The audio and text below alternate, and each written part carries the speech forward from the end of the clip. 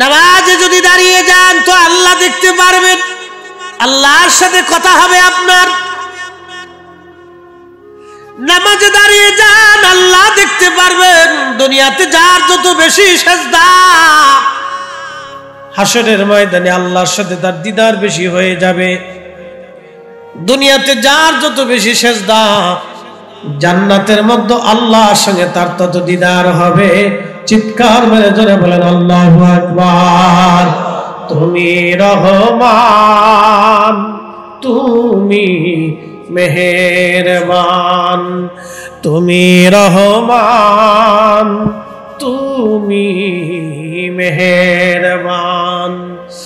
অন্ধ গাহে না শুধু তোমারি গুণগান, অন্ধ গাহে না শুধু তোমারি গুণগান। বুঝেও বুঝে না তবু শান, তুমি রহমান, তুমি মেহেরবান। আল্লাহুম্মা সাল্লি আলা, মাশাআল্লাহ, আল্লাহু আকবার। ওয়া আলা আলি সাইয়্যিদিনা। প্রিয় নওগাঁর মুসলমান, আল্লাহর খলিলকে 80 বছর পরে আল্লাহ একটা সন্তান দিলেন। হযরত হাজর আলাইহিস সালাম, হযরত ইব্রাহিম আলাইহিস সালামের দ্বিতীয় স্ত্রী। প্রথম স্ত্রীর নাম হযরত সারা আলাইহিস সালাম। তিনি ফিলিস্তিনের হারানের রাজকন্যা ছিলেন। ফিলিস্তিন হারান, বর্তমান ফিলিস্তিন এই অঞ্চলটাকে হারান বলা হতো। এই হারানে রাজকুমারী ছিলেন হযরত আম্মা জান সারা। পৃথিবীর এত সুন্দরী নারী আর কোনোদিন হবে না, আল্লাহ প্রদত্ত সুন্দর ছিলেন তিনি। আমাদের দেশের মেয়েরা ফেয়ার অ্যান্ড লাভলি লাগায়, আলটা লাগায়, সোনো লাগায়, পাউডার লাগায়, মেকআপ করে, আডা লাগায়, কত কিছু লাগায়, আর সুন্দর হওয়ার জন্য তারা চেষ্টা করে। খোদার কসম করে বলি, আল্লাহ সুন্দর না বানাইলে আডা লাগায় সুন্দর হওয়া যায় না। কি কথা?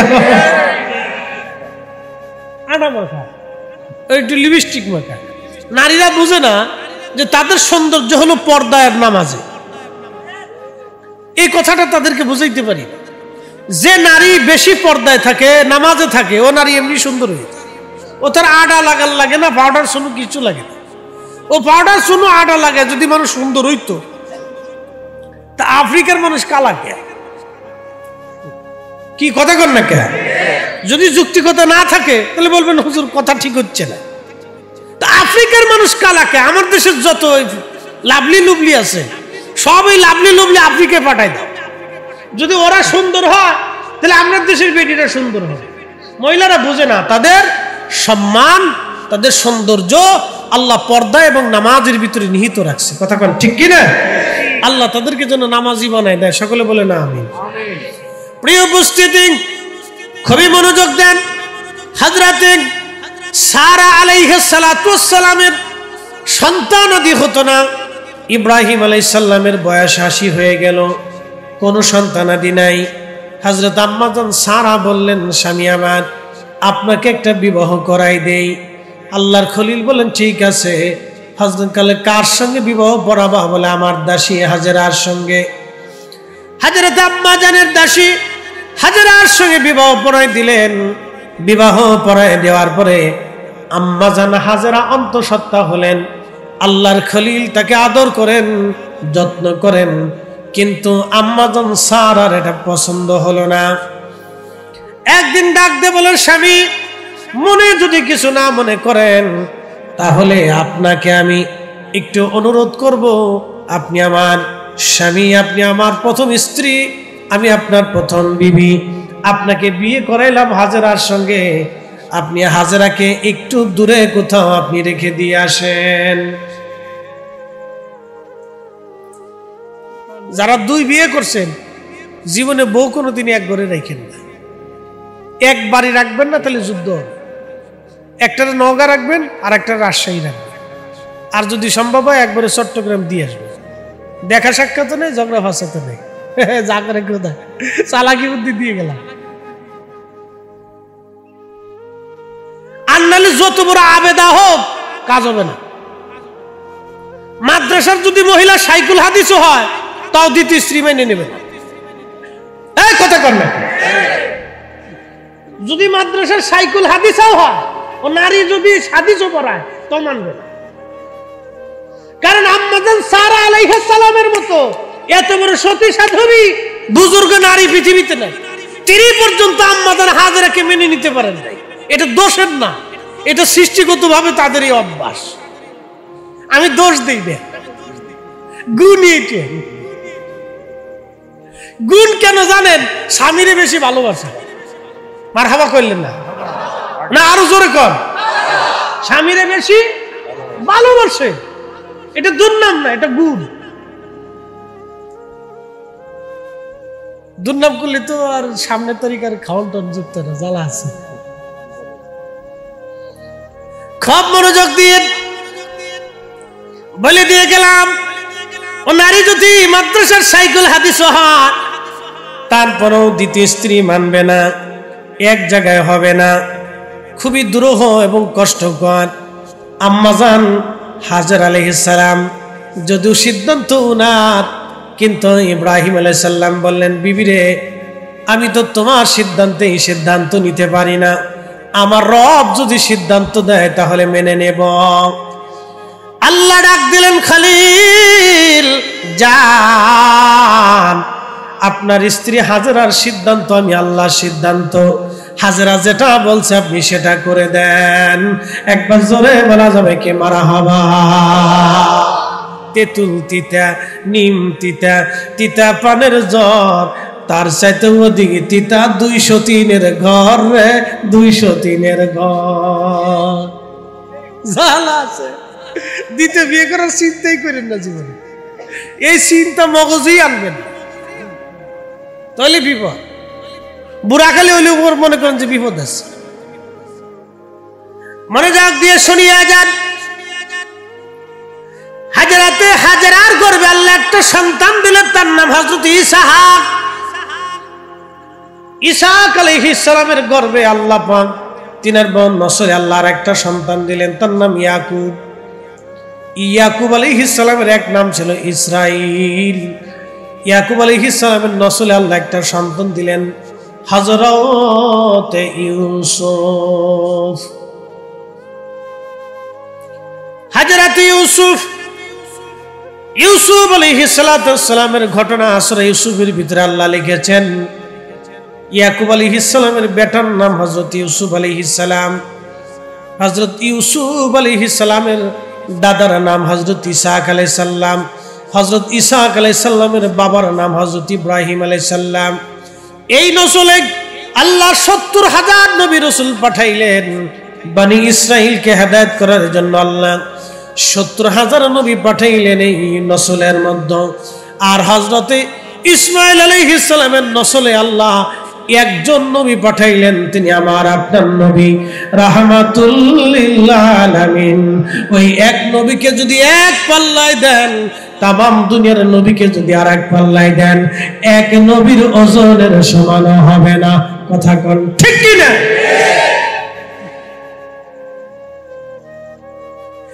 এক নবীকে যদি এক পাল্লায় দেন, সব নবীকে যদি আর এক পাল্লায় দেন, এক নবীর ওজনের সমান হবে না। আমরা সেই নবীর উম্মত, কিন্তু মসজিদে জুতা চুরি করি। কি কথা কন না কেন?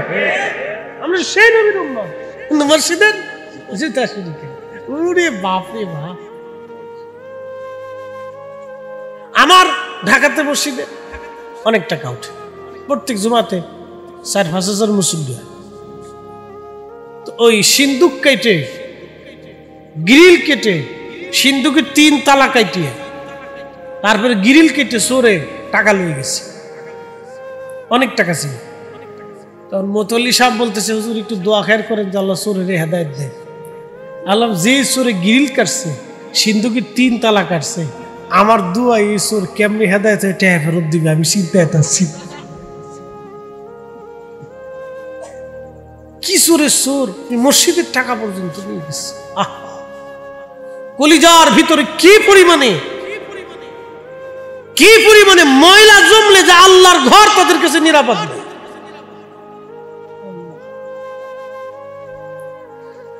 আমরা সেই নবীর উম্মত, এত বড় দামি নবীর উম্মত, হযরত ইসহাক আলাইহিস সালামের নসলে, ইয়াকুব আলাইহিস সালামের নসলে আল্লাহ রাব্বুল আলামিন 70,000 নবী পাঠাইলেন। আর হযরতে ইসমাঈল আলাইহিস সালামের নসলে আমার আল্লাহ একজন নবী পাঠাই দিলেন, তিনি আমার আপনার নবী রাহমাতুল লিল আলামিন। ইসমাঈলকে কেন্দ্র করে বর্তমানে কাবা, আর হযরত ইসহাককে কেন্দ্র করে বর্তমানে বাইতুল আকসা। এজন্য ইহুদিরা বাইতুল আকসা নিতে চায়, খ্রিস্টানরাও বাইতুল আকসা নিতে চায়, কারণ হযরত ঈসা রুহুল্লাহর জন্ম হয়েছিল বাইতুল আকসায়। ওই বাইতুল আকসাতে মারিয়াম আলাইহিস সালাতু ওয়াস সালাম ছিলেন খাদেমা, হযরত ঈসা আলাইহিস সালামের আম্মা, তিনি এই বাইতুল আকসার খাদেমা ছিলেন। আল্লাহু আকবার। আল্লাহ রাব্বুল আলামিন এই বাইতুল আকসাকে কেন্দ্র করে 70,000 নবী রাসূল আল্লাহ পাঠাইলেন। খ্রিস্টানরাও কয় বাইতুল আকসা আমাদের, ইহুদিরাও কয় বাইতুল আকসা আমাদের, আমরা মুসলমানরাও কই বাইতুল আকসা আমাদের। আসলে বাইতুল আকসা কাদের? এখন বলে যায় ইহুদি খ্রিস্টানদের বাইতুল আকসা হতে পারে না। আদম সবিউল্লাহ থেকে ঈসা নবী আমাদের নবী পর্যন্ত সব নবীর উম্মতেরা ছিল মুসলমান। আমরা এক কালেমায় বিশ্বাসী, লা ইলাহা ইল্লাল্লাহ, আল্লাহ ছাড়া আর কোনো ইলাহা নাই, আল্লাহ ছাড়া কোনো মালিক নাই, আল্লাহ ছাড়া কোনো খালিক নাই, আল্লাহ ছাড়া কোনো রব নাই, আল্লাহ ছাড়া কোনো স্রষ্টা নাই, আল্লাহ ছাড়া কোনো রাজ্জাক নাই। কথা বলেন ঠিক কিনা? আর কেউ আছে? আল্লাহ ছাড়া আর কেউ আছে? নাই। আর কেউ? মনোযোগ দেন। ঈসা হযরতে ইসমাঈল আলাইহিস সালামের নসলে একজন, আল্লাহ ইসমাঈল আলাইহিস সালামকে দিয়ে হাজেরাকে দিয়ে বর্তমান কাবা পাঠাই দিলেন। একটা উটের পিঠে চড়ে আল্লাহর খলিল রওনা হয়ে গেল। রওনা হইয়া বর্তমান কাবা, জমজম কূপ যেখানে, এর পাশে একটা গাছ ছিল। তৎকালীন সময়ে এই গাছের নিচে এসে আল্লাহর খলিল ইব্রাহিম আলাইহিস সালাম হযরত হাজেরাকে নামাই দিলেন। কিছু পানি আর কিছু খেজুর দিয়ে হযরত হাজেরাকে রেখে দিয়ে ইব্রাহিম আলাইহিস সালাম রওনা দিলেন। এমন সময় হযরত হাজেরা আলাইহিস সালাম ইব্রাহিম আলাইহিস সালামের জুব্বা টেনে ধরলেন, পিছন দিক থেকে জুব্বা টেনে ধরলেন, কিন্তু ইব্রাহিম আলাইহিস সালাম দাঁড়াইলেন না, তিনি হাঁটতে লাগলেন।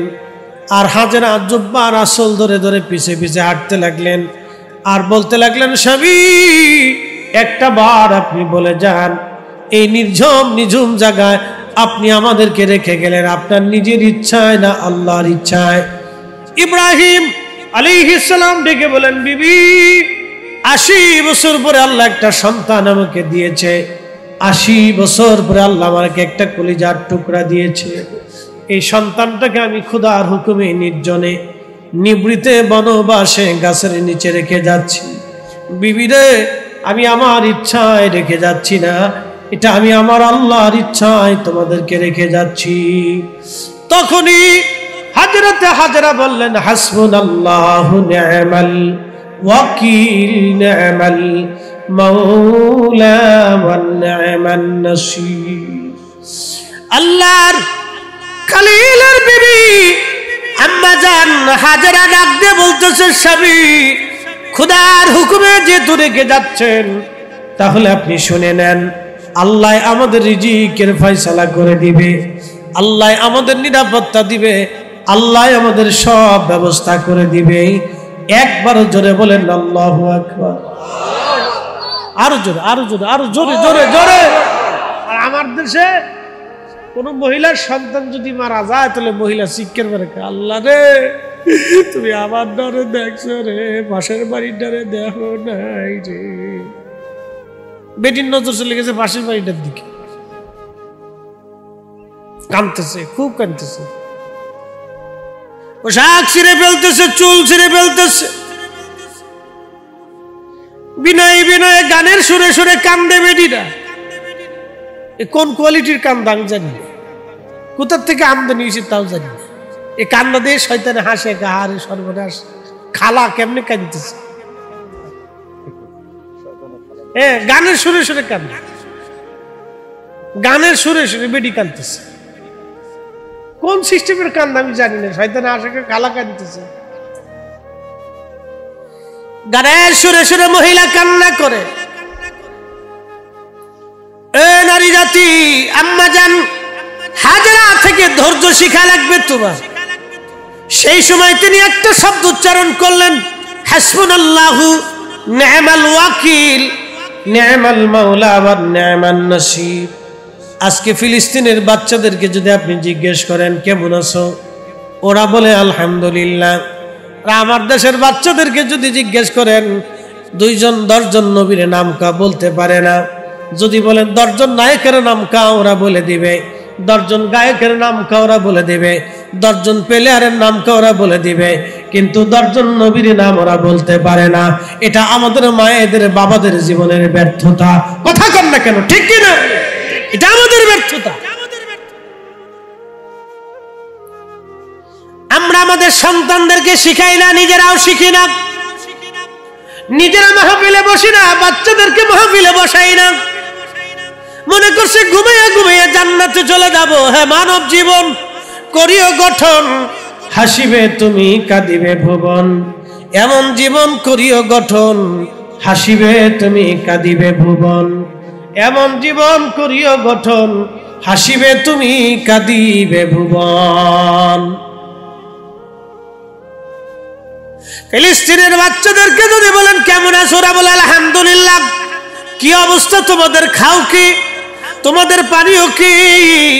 তোমাদের অবস্থা কি? ওরা ডাক দে বলে হাসবুনাল্লাহু নি'মাল ওয়াকিল নি'মাল মাওলা ওয়া নি'মান নাসির। আল্লাহর উপর আমাদের ভরসা, আল্লাহ আমাদের জন্য সাহায্যকারী। ফিলিস্তিনের মায়েদের দিকে তাকান, কোন নারী বোরকা ছাড়ে না। দেখবেন সন্তান মরে গেছে কিন্তু হেজাব ছাড়ে না, বাবা মরে গেছে হেজাব ছাড়ে না, স্বামী মরে গেছে হেজাব ছাড়ে না, ভাই মরে গেছে হেজাব ছাড়ে না, বোন মরে গেছে হেজাব ছাড়ে না, মা মরে গেছে হেজাব ছাড়ে না। পরিবারের সবাই শহীদ, কিন্তু নারীর হেজাব ছাড়ে না, নারী বোরকা ছাড়ে না। একসাথে বলবেন আল্লাহু আকবার। না না হয় না, আরো জোরে একসাথে বলেন আল্লাহু আকবার। তাহলে আমাদের নারীদের এরকম হেজাব বোরকার দরকার, আমাদের নারীদের বোরকা হেজাবের দরকার, প্রয়োজন। আল্লাহ ফরজ করে দিয়েছেন। মনোযোগ দিয়ে শুনিয়া যান। হযরতে ইব্রাহিম আলাইহিস সালাতু ওয়াস সালাম ইসমাঈলকে রেখে চলে গেলেন। যাওয়ার সময় সহিহ বুখারীর কিতাবুল আম্বিয়ার মধ্যে এসেছে, যখন ইসমাঈলকে রেখে চলে যাচ্ছিলেন, বহুদূর ফিরে তাকায় দেখলেন আর ইসমাঈল এবং হাজেরাকে দেখা যায় না। তখনই তিনি কাবার দিকে ফিরে 2 হাত বাড়ায় দিয়া বললেন, এ রাব্বি, তোমার হুকুমে বিজবন নির্জনে আমি আমার সন্তান স্ত্রীকে রেখে যাচ্ছি। আল্লাহ, তুমি তাদের জন্য উত্তম রিজিকের ফয়সালা করো। এই জায়গাটা তুমি আবাদি বানায় দাও, কিয়ামত পর্যন্ত এই জায়গাটা তুমি আবাদি বানায় দাও, এবং এটা হেদায়েতের কেন্দ্রবিন্দু তুমি বানায় দাও। আল্লাহর খলিল দোয়া করলেন, তিনি হাত তুলে হাত বাড়াইয়া তিনি দোয়া করলেন। ওই সময় তার মানে বোঝা গেল, এই দোয়া থেকে বোঝা যায় হাত বাড়িয়ে দোয়া করা, হাত উঠিয়ে দোয়া করা শুধু আমাদের নবীর সুন্নত না, এটা সব নবীর জমানার সুন্নত। একবার জোরে বলা যাবে কি মারহাবা? লা ইলাহা ইল্লাল্লাহ, লা ইলাহা, লা ইলাহা, হাসবি রাব্বি জাল্লাল্লাহ, মাফি কলবি গায়রুল্লাহ, নূর মুহাম্মদ সাল্লাল্লাহ, বলি নূর মুহাম্মদ, ওরি লা ইলাহা ইল্লাল্লাহ, লা ইলাহা, লা ইলাহা ইল্লাল্লাহ মুহাম্মাদুর রাসূলুল্লাহ সাল্লাল্লাহু আলাইহি ওয়াসাল্লাম। হাজেরাকে দিয়ে গেছেন, ইসমাইলকে দিয়ে গেলেন, দিয়ে যে চলে গেলেন। আবার তিনি হারানে, বর্তমান ফিলিস্তিনে আবার চলে গেলেন আম্মাজান সারার সাথে। আম্মাজান সারার বয়স 100 বছর, আমাদের খোদার খলিলের বয়স 100+10 কি 14।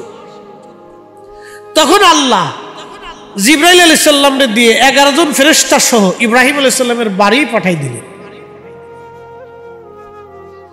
আল্লাহর খলিলের একটা আদত ছিল মেহমানদারি করা। আমার দিকে তাকা, এটা আমরা মুসলমান ভুলে গেছি। অনেকেই ভাবেন যে এটা খাওয়ালি বুঝি বেদাত হয়ে গেল। এটা একটা ডাহা, মিথ্যা, ভুল ধারণা। আল্লাহর খলিলের আদত, অভ্যাস ছিল মেহমানদারি করা। তিনি কোনো মেহমান ছাড়া খাবার খাইতেন না। প্রতিনিয়ত ডেকে ডেকে ঘরে এনে মানুষকে খাওয়াইতেন। একসাথে বলবেন না মারহাবা। সহিহ বুখারীতে আল্লাহ রাসূল বলেছেন, উম্মত রে, তোমরা যদি সম্ভব হয় তাহলে তোমার ভাইকে একটা খুরমা দিয়ে হলেও খাওয়াইয়া হলেও তুমি আল্লাহ জাহান্নাম থেকে বাঁচার চেষ্টা করো। প্রিয় মুসলমান, আল্লাহর খলিল বসে আছেন, জিবরাইল মানুষের বেশ ধরে আর বাকি ফেরেশতারা যুবকের সুরত ধরে আল্লাহর খলিলের সামনে যা সালাম দিলেন, আসসালামু আলাইকুম ওয়া রাহমাতুল্লাহ। সালামের জবাব দিলেন, তোমরা কানা? বলে আমরা আল্লাহর মেহমান, আপনার কাছে আসছি হে খোদার খলিল। আল্লাহর খলিল তাদেরকে বসতে দিলেন।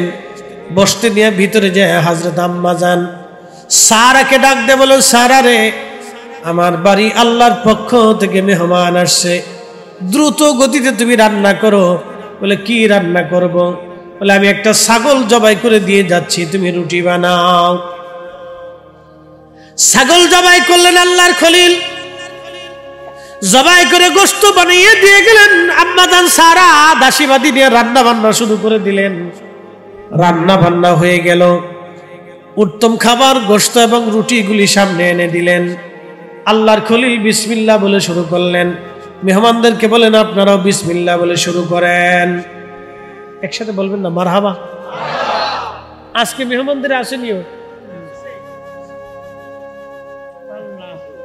আলহামদুলিল্লাহ কর, খাওয়াবেন, বেশি করে খাওয়াবেন। বিপরীত কোনো ফতোয়া নাই, খাওয়াবেন, বেশি করে দিবেন। হ্যাঁ, না হাসির কিছু নেই, জিলাপি খান আর বাতাসা খান, খাওয়াবেন, অসুবিধা নেই। আপনার হালাল বস্তু যা পারেন খাওয়াবেন। মানুষকে খাওয়াইলে রিজিক কখনো কমে না। আমরা হলাম এই কুটিল মনের ছোট আত্মা। আমি একদিন কুমিল্লাতে এক মাহফিলে ওমানের যিনি প্রধান গ্রান্ড মুফতি, ওনার অ্যাসিস্ট্যান্ট ছাত্র, তো ওনার একসাথে এক মাহফিলে কি রে বাপরে বাপ মনে হচ্ছে, এই যে চলেন না ওটা লাগতো না, ওদের শব্দে আমার কান ভারী হয়ে গেছে, বন্ধ করে দেন। আমি বলছি জেনারেটর চলতেছে, বাপরে বাপ তুফান। এটাকে বলে সাউন্ড পলিউশন। শব্দের কারণে মানুষের মস্তিষ্ক দুর্বল হয়, বিভিন্ন রোগ আসে। সাউন্ড পলিউশন, নয়েজ পলিউশন, বাতাসের অসুবিধা। শোনেন, এই যে আমাদের দেশে এত রোগ ব্যাধিকে জানেন, খাবারে ভেজাল, খালি শুধু খাবারে ভেজাল, আবহাওয়ার সমস্যা।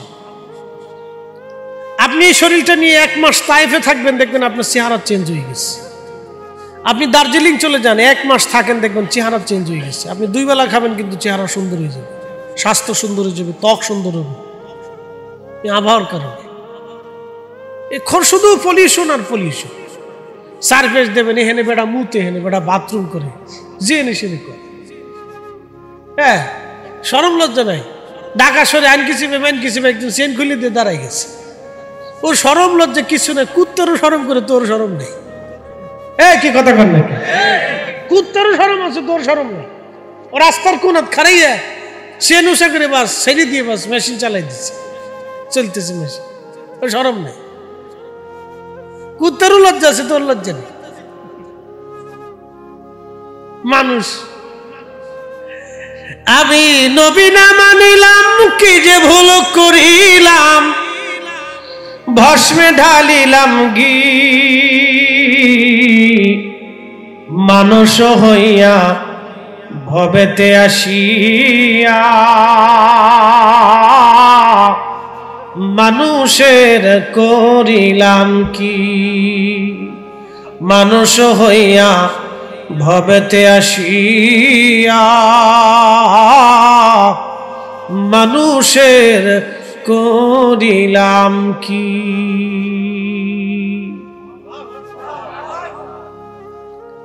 প্রিয় নওগাঁবাসী, খুবই মনোযোগ দিয়ে শুনিয়া যান। খোদার খলিলের কথা বলছিলাম, অনেক বড় লম্বা ওয়াজ। আল্লাহর খলিলের ওয়াজ আমাদের একটু শোনার দরকার। আমার মালিক, আমার মাওলা মেহমান পাঠাইলেন। খোদার খলিল সামনে মেহমানদেরকে খাবার দিলেন। আল্লাহ রসুল হুজুর করিম বললেন, আমার উম্মতেরা, তোমরা মানুষকে খাওয়াবা, তুতঈমুত আম, বেশি বেশি খাওয়াও। যারা মানুষকে খাবার খাওয়ায় তাদের ঘরের দরজা দিয়ে আল্লাহ রিজিক পাঠায়। কখনো আমার মালিক তার অভাব পাঠায় না। তার বাস্তব প্রমাণ যদি দেখতে চান, ফরিদপুরে আমার পীর মুর্শিদের বর্গা যায় দেখে আসবেন। কোটি কোটি মানুষ প্রত্যেক বছরে খাবার খায়। একটা বেলার জন্য আমার মালিক খাবারের কমতি দেয় নাই। একবার জোরে বলা যাবে কি মারহাবা। কোরআন বলতেছে, ওয়াতারযুকু মান তাশাউ বিগাইরি হিসাব। আমি যাকে খুশি তাকে অগণিত রিজিকের মালিক আমি আল্লাহ পাক বানায় দেই। যাকে খুশি তাকে রিজিকের দৌলতওয়ালা বানায় আমি আল্লাহ। আল্লাহ রসুল বলেন, উম্মত তোমরা খাওয়াইবা। আল্লাহ নবী সাহাবী ছিলেন আবু হুরায়রা রাদিয়াল্লাহু আনহু। একদিন এসে নবীজিকে বলেন, হুজুর আমার একটা ব্যাগ আছে থলে। ওনার একটা থলে ছিল এরকম ব্যাগ, সব সময় এটা উনি মাজার সাথে বেঁধে রাখতেন, কাঁধে ঝুলিয়ে রাখতেন। একটা থলের ভিতরে কিছু খেজুর এনে আবু হুরায়রা বললেন, ইয়া নবী আল্লাহি, আমি বড় অভাবী ব্যক্তি, নবী গো একটু দোয়া করে দেন আপনি আমার এই খেজুরের জন্য, আল্লাহ যাতে বরকত দেয়। আমার নবীজি খেজুর গুলি হাতে নিয়ে বলেন, আল্লাহ আমার আবু হুরায়রার খেজুরের মধ্যে তুমি বরকত দিয়ে দাও। আবু হুরায়রা রে বিসমিল্লাহ বলে তুমি হাত ঢুকাইবা, আবার হাত বের করে নিয়ে আসবা। সাবধান, প্রয়োজন মতো খেজুর আনবা, খেজুর বের করবা, ভিতরে কি আছে কিন্তু তুমি দেখতে যাবা না, নিজে খাইবা, মদিনার অসহায় গরিব মানুষকে তুমি খাওয়াইবা। আবু হুরায়রা বললেন, ওই দিন থেকে বিসমিল্লাহ বলে তাবারুক খেজুর আমি ভিতর থেকে নিয়ে আসতাম, আবার আমি ব্যাগ লাগিয়ে দিতাম। প্রয়োজন হলে ক্ষুধা লাগলে আবার বিসমিল্লাহ বলে আমি খেজুর নিয়ে আসতাম, আবার লাগাই দিতাম, নিজে খাইতাম, মদিনার মানুষ আমি খাওয়াইছি একটানা। 16 বছর পর্যন্ত নিজে খাইলাম, 16 বছর পর্যন্ত মদিনার মানুষ খাওয়াইলাম। একটা দিনের জন্য খেজুরের কমতি পড়ে নাই। একবার জোরে বলেন আল্লাহু আকবার। 16 বছর পর্যন্ত খেজুর খাইছে। উসমান গনি জিন নুরাইনকে মসজিদের ভিতরে যখন বিদ্রোহীরা বেঈমানরা ওনাকে শহীদ করতে যান, ঠিক তখনই উসমানকে বাঁচাইতে যাইয়া হযরত আবু হুরায়রা ওই ভিড়ের মধ্যে দস্তাদস্তি করতে যাইয়া ওই খেজুরের টুকরাটা তিনি হারিয়ে ফেলে দিয়েছিলেন, আর কোনোদিন ওই খেজুরের টুকরাটা পান নাই। যতদূর সম্ভব নিজে খাবেন, অন্যকে খাওয়াবেন। খাওয়াইলে রিজিক কমে না, মেহমানদারি করলে রিজিক কমে না। আল্লাহ রসুল বলেন, উম্মত রে তোমার ঘরে 4টে রহমত যায়, অথচ তুমি 4টের বেলায় বেজার হও। 1 নম্বরে কারো ঘরে যদি মেয়ের জন্ম হয় তাহলে বুঝবা আল্লাহ রহমত গেছে। 2 নম্বর কারো বাড়ি যদি মেহমান যাইতে বুঝলা রহমত গেছে। 3 নম্বর কারো শরীরে যদি রোগ হয় তাহলে বুঝবা রহমত গেছে। চতুর্থ নাম্বার যদি আকাশ থেকে বৃষ্টি হয় তখন বুঝবা আল্লাহর রহমত গেছে। এই চারটে কারণেই মানুষ বেজার হয়ে যায়। দেখবেন প্রচন্ড গরম আবার বৃষ্টি, বেশি বৃষ্টি হলে অনেকে বেজার হয়ে আল্লাহ সকালে বৃষ্টি দিল, সকালে না দিয়ে দুপুরে দিলেও তো পারত, দুপুরে বৃষ্টি দিলে আর এক দলকে দুপুরে না দিয়ে রাত্রে দিলেও তো পারত, রাত্রে দিলে আর এক দলকে আল্লাহ রাত্রে দিলে সকালে দিলেও তো পারত। কি কথা কথা কে বেজাল কি আমাদের ভিতরে না আল্লাহর ভিতরে? যেরকম বেজাল আমাদের ভিতরে। আল্লাহর কোরআন বলতেছে যহারাল ফাসাদু ফিল বাররি ওয়াল বাহরি বিমা কাসাবাত আইদিন নাস লিয়ুযীকাহুম বা'দাল্লাযী আমিলু লাআল্লাহুম ইয়ারজিউন। আল্লাহর কোরআনে আল্লাহ বলেন জলে আর স্থলে বিপদ, প্রচন্ড খরার দুর্ভিক্ষ, কঠিন মুসিবত আমি আল্লাহ তোমাদের উপরে চাপাই নেই। আমি আল্লাহ নিজের ইচ্ছায় চাপাই না, এগুলি তোমাদের দু হাতের রুজি। তোমরা অপরাধ করো, গুনাহ করো, সেই জন্য আমি রব তোমাদের উপরে গজব আযাব চাপাই দেই। এই যে প্রচন্ড গরম, একই সঙ্গে 18 কোটি মানুষকে আল্লাহ শাস্তি দিলেন, এগুলি সব আমাদের গুনাহের কারণে আল্লাহ শাস্তি দিচ্ছে। কথা কন না কেন? আমাদের গুনাহের কারণে আল্লাহ শাস্তি দিছে। একসাথে ঘুমাইতে দিছে না 18 কোটি মানুষ। কে লুঙ্গি গরমে খুলেও ফেলেছে, দূর রেখে লাভ নেই। হাই হাই হ্যাঁ, গ্রামে তো অনেক জায়গায় কারেন্ট থাকে না, যে কি মুসিবত গেছে কয়দিন, ওরে মুসিবত, বাপরে বাপ। আল্লাহ লুঙ্গি পর্যন্ত খুলে ফেলেছে, যা খুলে আলা দেখ কেমন লাগে। সর্বময় ক্ষমতার মালিক কে? আমাদের অপরাধের জন্য আমরা এই শাস্তির আওতার ভিতরে এসেছি। আচ্ছা বলেন তো, আপনাদেরকে আজকে কয়েকটা কথা বলি। সংবাদে শোনা যায় মাঝে মধ্যে ছোট্ট শিশু মেয়েরা ধর্ষিতা হয়। ছি ছি ছি, আপনি একটু চিন্তা করেন তো, মানুষ এই কাজ করে। মানুষ কুত্তা জীবনে কোনোদিন দেখেন নাই একটা সাবালক কুত্তা নাবালক কুত্তার সাথে ধর্ষণ করে? জীবনে দেখছেন? হ্যাঁ, একটা গরু জীবনে দেখছেন? আরে গরু, ছাগল, ভেড়া, বকরি, কুত্তা, বিলেই, এই বাঘ ভাল্লুক জীবনে যা করে নাই মানুষ তাই করে। তো আল্লাহর আকাশ থেকে বৃষ্টি কেমনে আসবে?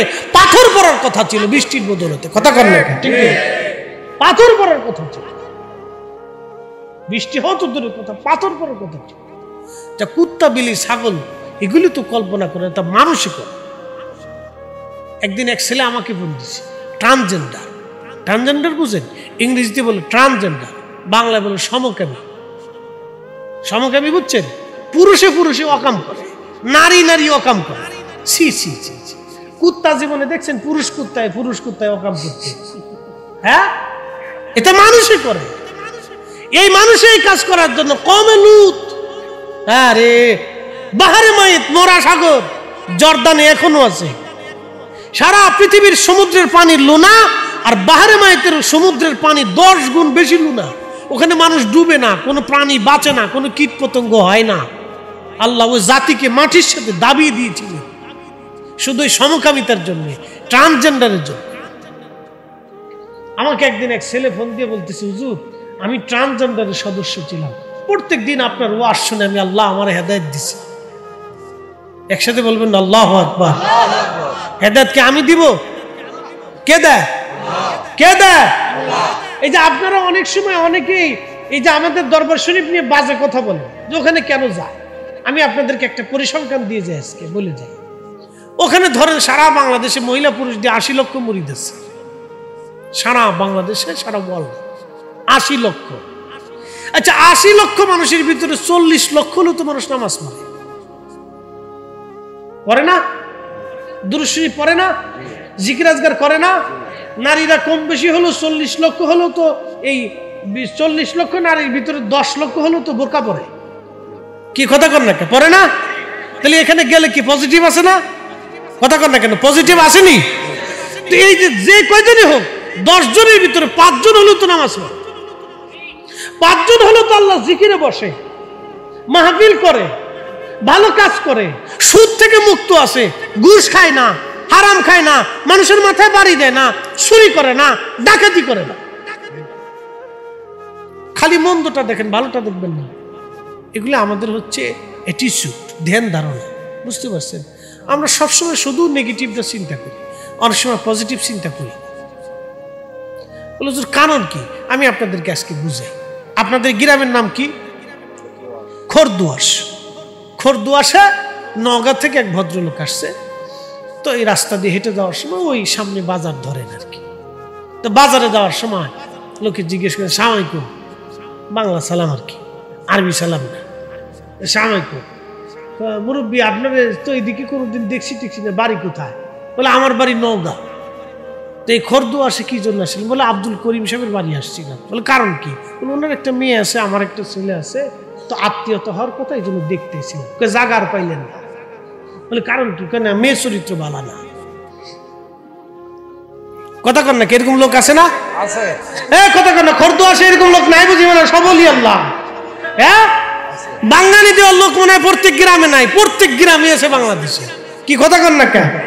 প্রত্যেক গ্রামে এরকম কিছু লোক, অসুস্থ মস্তিষ্কের লোক। এরা হলো অসুস্থ। এরা কি কথা কন না কে? এরা কি অসুস্থ? সিলেটি ভাষাকে বেমারি, বেমারি। এরা অসুস্থ। এটা সার পোকা, সমাজের কীট, উই পোকা, তেলা পোকা। তারপরে যে সুইসিয়া, আপনাদের দেশে কি কয়? সুইসিয়া কয় না, যেটা গন্ধ ছড়ায়। কি কয় এলাকায়? কি কয়? চিকে, চিকে, চিকে। এটা সমাজের চিকে, খালি গন্ধ ছড়ায় বেড়া। কথা কর না কেন? জোরে কর। এগুলো সমাজের চিকে। কথা কি আমি খারাপ বলতেছি ভাই? এগুলো সমাজের কি চিকে, এগুলো খুব গন্ধ ছড়ায় বেড়া, গন্ধ ছড়ায় বেড়া, চিকে চিকে। মনে রেখে আমার কথা একবার কাটছা ক্লিয়ার, বাকি ঝুঁকি রাখতেছি না। আমাদেরকে মানুষ হইতে হবে। আল্লাহ আমাদেরকে মানুষ করে দুনিয়াতে পাঠিয়েছে, উত্তম সুরত দিয়েছে, ভালো আকৃতি দিয়েছে, ভালো খাবার আল্লাহ দিয়েছে। মানুষ হয়ে মুসলমান হয়ে কবরে যাইতে হবে। কথা বলেন ঠিক না বেটি? আমাদের সবার জন্য কোরআন একটাই। কথা কন না, জোরে বলেন। সব পীরের মুরিদের কোরআন কয়টা? সব কওমের বংশের সব মুসলমানের কোরআন কয়টা? নবী কয়জন? সুন্নত কয়টা? উনার জন্য ডান হাত দিয়ে খাওয়া সুন্নত, আমার জন্য ডান হাত দিয়ে খাওয়াই সুন্নত। আমরা হুইদে বেহুদে ঝগড়া করি, আজের ঝগড়া আর কি, কাজের নিয়ে ঝগড়া করি। যদি আমরা ঝগড়া করতাম তুই নামাজ পড়িস নাকি, ও ৮ রসে গেল না কোন রসে গেল, চিন্তা তো আপনার না। আপনি কখন তুই যে রসেই যাস, আমার নামাজে তুই আমার ভাই। কি কথা কর না কে? তুই আমার প্রতিবেশী, তুই নামাজ যা। আমার কথা কি ভেজাল আছে? সে যেই পীরের কাছে যাক, তুই আমার ভাই, তুই নামাজ যা, তুই যা, অসুবিধা নেই, তুই নামাজ যা। আমাদের কাজ হলো এটা। আপনি যদি ধর তুই জায়গা পেলি না, লিখেছি সব সব অন্য সন্ড সেই কি যা, ওকে বলছে ধর কথা, তুই চলে যা, যা। বাস কি হলো? মাঝখান থেকে ফেরা কে আর জীবনের দেখা সাক্ষাৎ। এগুলি করা যায়, এগুলি আমাদের কাজ না। আমাদের কাজ হচ্ছে উদউ ইলা সাবিলি রাব্বিকা বিল হিকমাতি ওয়াল মাউইদাতিল হাসানা। ভালো কথা দিয়ে, উত্তম শব্দমালা দিয়ে, হিকমত দিয়ে মানুষকে আল্লাহর দিকে ডেকে আনা, জিকিরে বসা, ভালো কাজ করানো। কথা কন নাকি ঠিক না? কষ্ট হইতেছে? আর একটু সময় কি চলবে? হ্যাঁ, নওগাঁয় প্রথম প্রথম আসছি, চলবে? তাহলে একসাথে জোরে বলেন তো আল্লাহু আকবার। না না, একসাথে হাত উঁচা করে জোরে বলেন, আর জোরে আল্লাহু আকবার ওয়ালিল্লাহিল হামদু বিসমিল্লাহির রাহমানির রাহিম।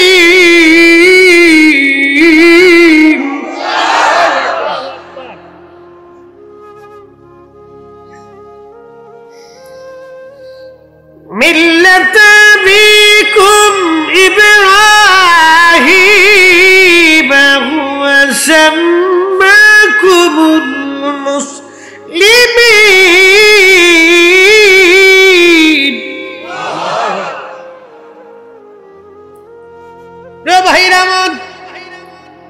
একেবারে লম্বা করব না, বেশি কষ্ট দেব না, আর 10টা মিনিট সময় দিবেন। হযরত ইব্রাহিম আলাইহিস সালামের কথা বলছিলাম, একটু কুরবানির দিকে নিয়ে যাব আপনাদেরকে। কেন, কিভাবে তিনি আল্লাহর হুকুম মান্য করেছিলেন। যুবকরা তোমরাও শুনে যাও পিতামাতার প্রতি কিভাবে আনুগত্য হতে হয়। একটা কথা মনে রাখবেন, আমার পীর মুর্শিদের দরবারে যারা গেছে তাদেরকে কখনো আপনারা বেয়াদব পাবেন না, অবশ্যই তাদেরকে আদবের মধ্যে পাবেন। ছেলেরাও আদবের ভিতরে দেখবেন, মেয়েদেরকেও আদবের মধ্যে পাবেন। কারণ আমাদের দরবারের প্রথম সবক, তরিকতের প্রথম সবকের নাম আদাব। এই যে ফরিদি সাহেব গাছকে আপনারা দেখেন, জনপ্রিয়তা আল্লাহ আমাকে আকাশচুম্বী দিয়েছেন। বাংলাদেশের এমন কোনো সেক্টর নাই, এমন কোনো জায়গা নাই যেখানে না গেলে আমাকে মানুষ না চিনে। রাস্তাঘাটে, চার দোকানে, বিড়ির দোকানে, পানের দোকানে, সব জায়গায় আল্লাহ আমার চেনায়। অফিস আদালত, পুলিশ, বিডিআর, আর্মি, সেনাবাহিনী, বিমান বাহিনী, নৌবাহিনী, এমন কোনো সেক্টর যেখানে নাই, না গেলে আমার অনুসারী না আছে, সোয়াজিন শ্রোতাবিন্দু না আছে, যেখানে যাই দু একজন মিলে যায়, হুজুর আপনার ওয়াজ শুনি। কিন্তু আমি যখন আমার পীর মুর্শিদের দরবারে যাই, আমি এখনো পায়খানা পেশাবখানা সাফ করি গোপনে। এটা আমি প্রকাশ করি না, কাউরে দেখতে দেই না। কারণ আমি ছাত্র জীবন থেকে কাজ করে আসছি, এখনো করি। এই জন্যই করি, আমার আত্মার সাফের জন্য করি।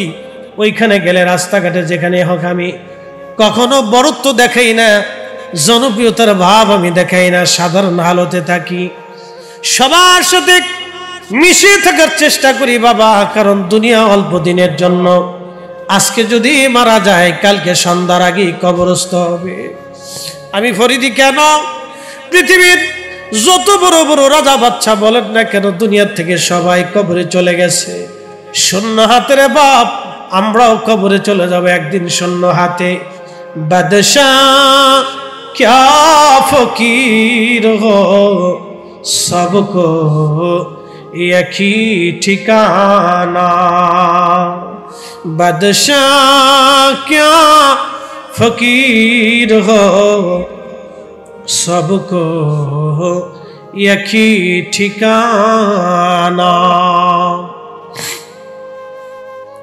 ঢাকা শহরের আজিমপুর আর গুলশান বনানীর গোরস্থানগুলির ভিতরে যায় দেখবেন, হাজার হাজার কোটি কোটি টাকার মানুষের কবর এখানে পড়ে আছে। কার কবর কোন জায়গা নিশ্চিহ্ন হয়ে গেছে, সীমানা পর্যন্ত হারিয়ে গেছে, কবরের চিহ্ন পর্যন্ত নাই।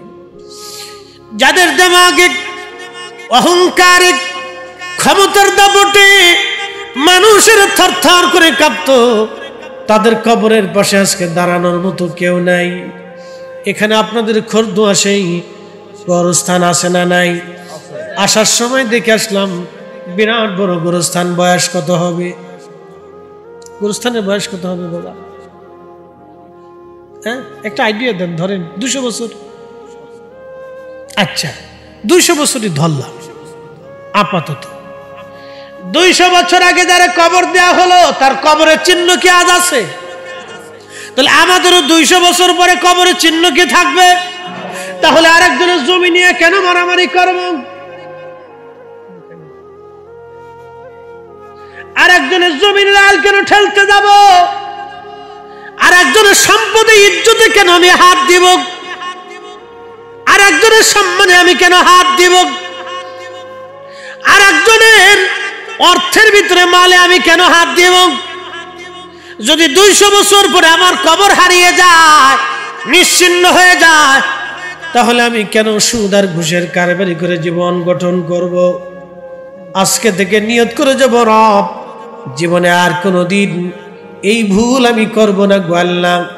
তোমার আইনে, তোমার বিধানে, তোমার নবীর সুন্নতে, তোমার ওলিদের যেই পথে ওলিরা চলে গেছে সেই পথে জীবন চালায়া আমাদের জীবনকে আখিরাতের জন্য তৈরি করে যাওয়াটাই বুদ্ধিমানের কাজ।